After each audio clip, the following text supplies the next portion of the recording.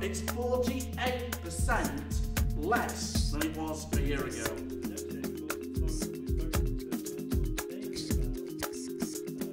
Interesting, and if nothing else, inspiring, and it gets you in a place where you can move forward. More inquiries first. More inquiries would suggest confidence as well. I've got a quick question for you about confidence.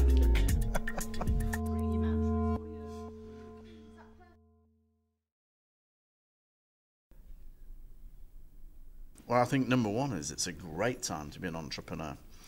But is it just a good time to be an entrepreneur who's already in business, or is it a good time to be starting business? Well, ironically, I think there's never been a better time to get started. There are that many things out there you can get involved in that are undervalued, that are distressed. You can buy for very little money and sell for a lot more money. What it means is you can make money a lot more quickly than you normally would otherwise. Now, of course, within there are different challenges too. But if you go in with your eyes open, you say, hey, let's get started. And that, to me, is the biggest key with anything in life, but certainly with being an entrepreneur. I've met that many people who write 20-page business plans, cash flows up the gazoo, write every scenario you can possibly imagine. In fact, you know what? They've got rich so many times on paper it's untrue, and that's the problem. It's stayed on paper. It's never ended up in real life. And for me, the key to making money has always been taking action. I'd rather take some action and get it wrong, than go out there with a piece of paper, write it all up and get it right, because that's easy. So what does that really mean in terms of how do you start? Well, somebody once said to me, if you start with the end in mind. Now, it took me some time to figure out what that meant. And then I realised, hey, if I could start with the desired outcome, it's quite easy to work your way back to where you are now.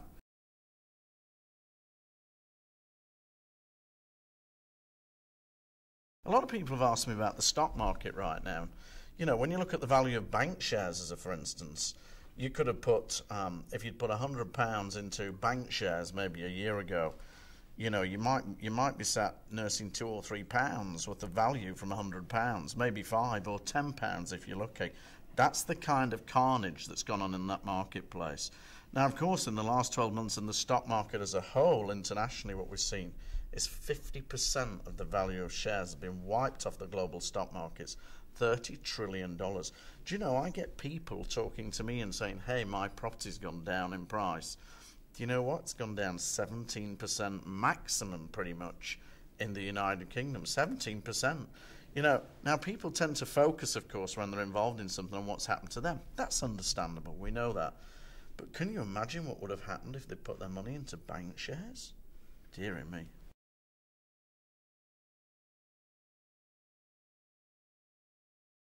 That's a really excellent question, because around about 1992 I took one out.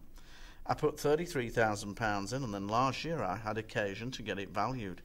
I got all animated because I was getting excited about how much there might be and how I'd spend all the money, until I found I'd got £37,000.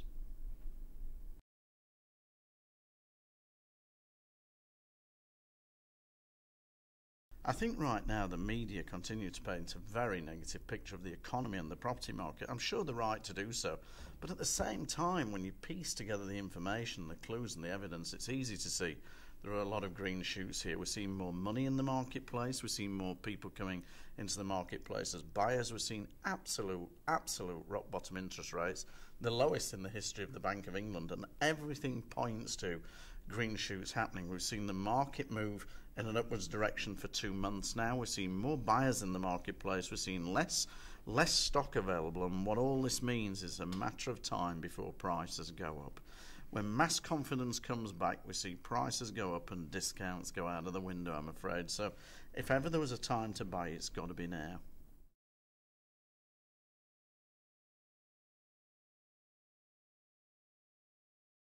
Whether it's motor cars, whether you're buying a new dress, a new pair of trousers, if you've got any idea what you're doing, you're going to go out there and buy it at 20, 30, 40% off its normal price. What do people need to know? How much information do they need to be able to take some kind of action? And I think that's the key. Get out there and take some kind of action and jump through your own fear. Stop asking why it is and realise that it is, and it's in your interest. Try and imagine if you sat at home in the morning waiting for every traffic light to turn to green before you left for work. You'd be sat there till 100 years old. Hey, all the signs to me right now are do something, and it's in your interest to do so. You can benefit tremendously right now, and you can put more money or more profit or more equity in your pocket at this time normally than at any other time. It's a lot faster and it's a lot easier. You know what they say? They say that you make profit based on the price you buy at, not at the price you sell at. There's never been a better time for buying things right now. You know, the car industry is down 30%. What does that mean? It means dealers are selling cars at an all-time low. The property industry is down on its sales, or has been for some time. What does that mean? It means you can get better deals out there than you've been able to get in the last 2 years.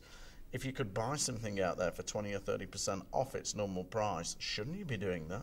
Don't you think that when the market recovers, first and foremost, it's going to get that price back, to get back to its normal price before it even goes up? And time again, people have shown that that happens faster when we come out of recession than at any other time. You can make money, I believe, more quickly now than at any other time.